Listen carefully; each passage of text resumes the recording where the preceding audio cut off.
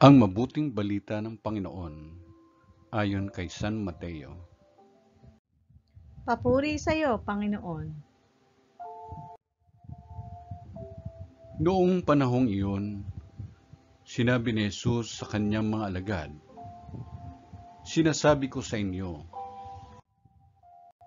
napakahirap mapabilang ang mayayaman sa mga pinaghaharian ng Diyos. At sinasabi ko rin sa inyo, madali pang makaraan ang kamelyo sa butas ng karayom, kaysa pasakop sa paghahari ng Diyos ang isang mayaman." Nagtaka ang mga alagad nang marinig ito, kaya't naitanong nila, "Kung gayon, sino po ang maliligtas?"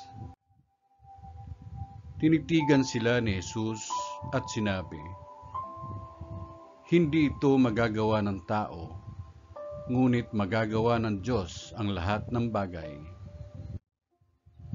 At nagsalita si Pedro, "Tingnan po ninyo, iniwan namin ang lahat at kami sumunod sa inyo. Ano po naman ang para sa amin?" Sinabi sa kanila ni Jesus, "Tandaan ninyo ito.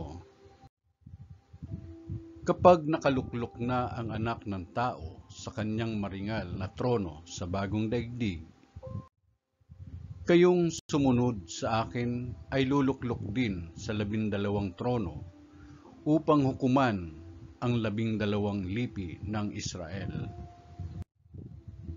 At ang sinumang magtiis na iwan ang tahanan, mga kapatid na lalaki at babae, ama, ina, mga anak o mga lupain, alang-alang sa akin, ay tatanggap na makasandaang ibayo at pagkakalooban ng buhay na walang hanggan.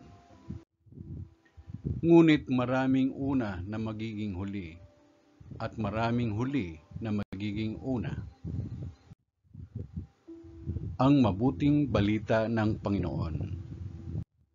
Pinupuri ka namin, Panginoong Hesukristo.